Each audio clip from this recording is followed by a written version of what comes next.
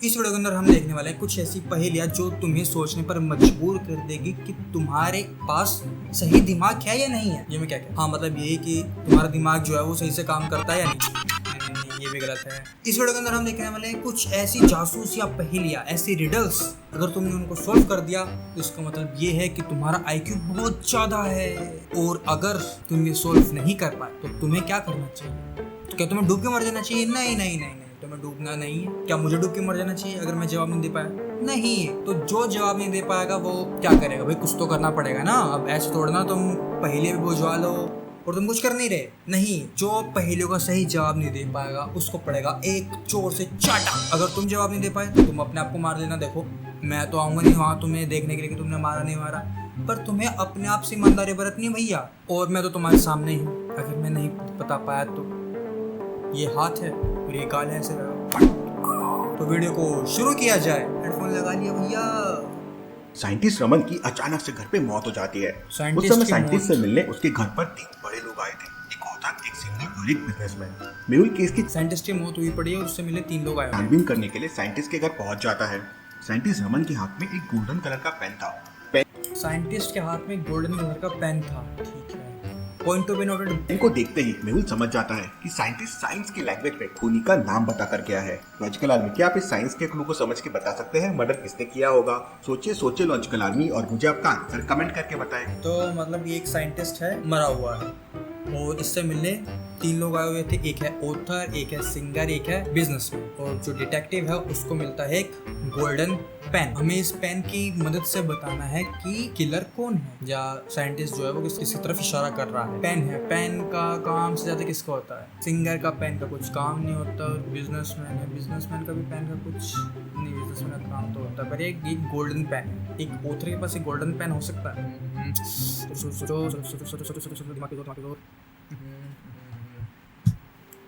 Author pen का use करता है, सिंगर पेन का यूज नहीं करता, और बिजनेसमैन पेन का यूज करता है। देखो यार, मुझे बिल्कुल भी समझ नहीं आ रहा, पर फिर भी मैं भगवान का नाम लेके ऑथर की तरफ जाना चाहूंगा। तो चलिए देखते हैं आंसर क्या है। साइंटिस्ट रमन के हाथ में गोल्डन कलर का पेन है, बिल्कुल। और साइंस की भाषा में गोल्ड को एयू, ऑरम कहा जाता है, और एयू का मतलब है ऑथर। इसका मतलब साइंटिस्ट रमन का मर्डर ऑथर ने किया है। मेहुल ऑथर से पूछताछ करता है, बताओ। ये तो मैंने सोचा ही नहीं था। मैंने तो सोचा था कि भाई पेन का काम ऑथर का होता है, ऑथर लिखता है उससे, इस वजह से ऑथर होगा, पर ये तो कुछ और ही था। गोल्डन पेन साइंस लेके मुझे आज तक ये नहीं पता था कि गोल्ड को पीरियडिक टेबल में यूं कहते हैं। पता नहीं मैं कैसे पास हो गया। तुमने साइंटिस्ट का मर्डर क्यों किया है?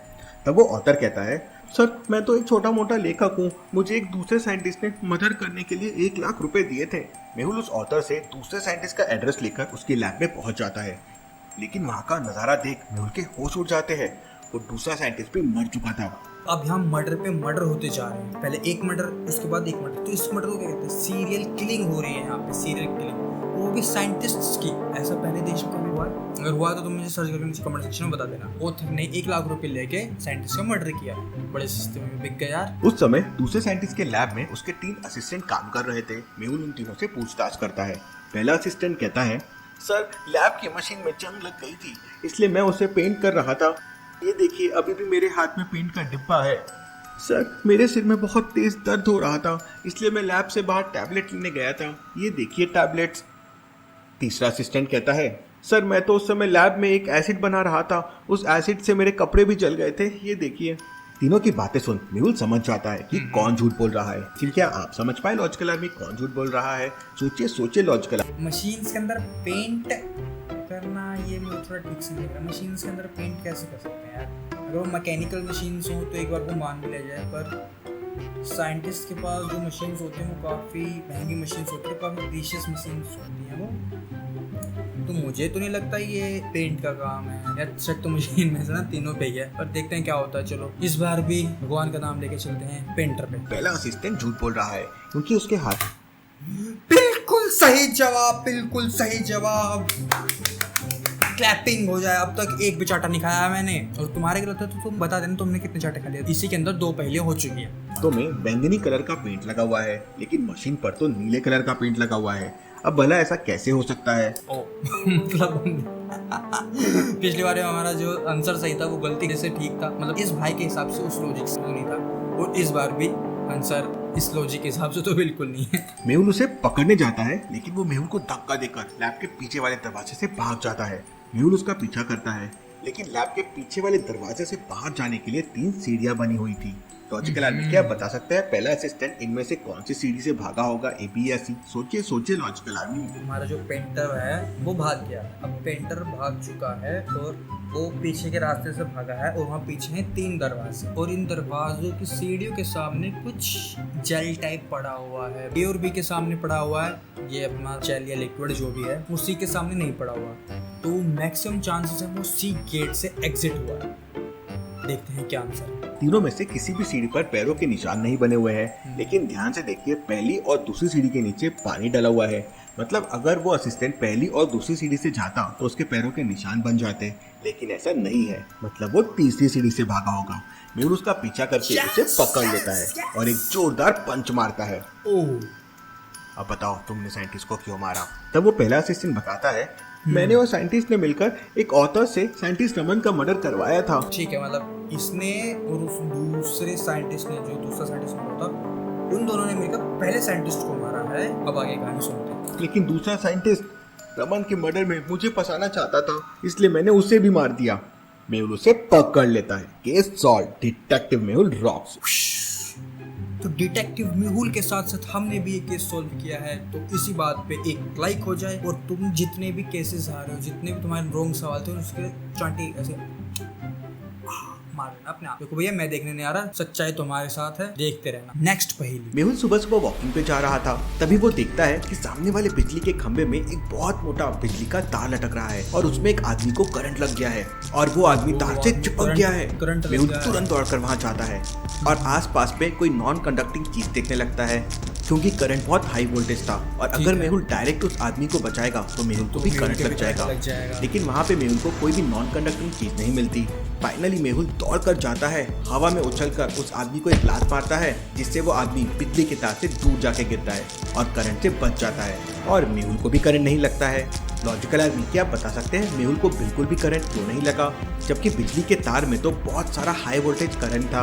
सोचिए सोचिए लॉजिकल आर्मी और मुझे आपका आंसर कमेंट करके बताएं। मतलब सीना भी ये हुआ कि भैया हमारा जो हीरो है वॉकिंग पे गया हुआ था सुबह सुबह, मॉर्निंग वॉक पे कह सकते हैं, और उसने देखा कि एक खंबे से जो वायर है वो नीचे लटका हुआ है और उससे एक आदमी मतलब करंट लगा हुआ उस आदमी को, और उसके आसपास कोई नॉन कंडक्टिंग चीज नहीं होती। अब नॉन कंडक्टिंग चीज होती है जैसे कोई कपड़ा हो गया, वुड हो गई, इस तरह की चीजें जिसके अंदर से करंट पास नहीं होता। आज मैं साइंस का काफी ज्ञान दे रहा हूँ, काश इतना ज्ञान मुझे पहले मिल गया तो मैं साइंस में फेल नहीं होता। तो अब मेहुल आया, थोड़ा सा back gear reverse later, Mehul ने अपने पंजे पीछे करे और भाग के आया और ऐसे जोर से लात मारी और वो बंदा नीचे गिर गया।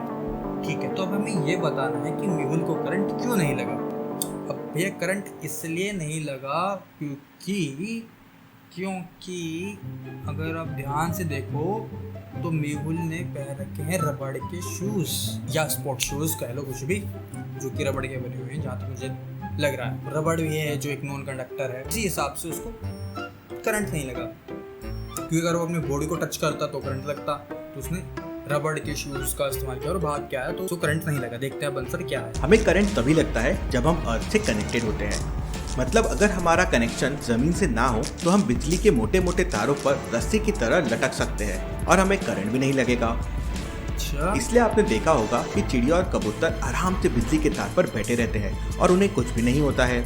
इसलिए मेहुल ने जानबूझकर हवा में उछलकर उस आदमी को लात मारी ताकि उसे करंट भी ना लगे और आदमी भी बच जाए। नहीं भाई, ये मेरा गलत हो गया है या के हिसाब से, पर यार रबड़ भी एक नॉन कंडक्टर होता है। पर नहीं, ये बात भी इनकी भी ठीक है कि अगर आप अर्थ से टच नहीं करते तो आपको करंट नहीं लगता। तो इस हिसाब से मेरा आंसर जो है वो गलत है, बल्कि 50-50 कह सकते हैं। तो फिर भी अपनी सच्चाई को बरकरार रखते हुए मैं एक जोर से अपने हाथों का स्पर्श अपने गालों पर देने जा रहा हूँ।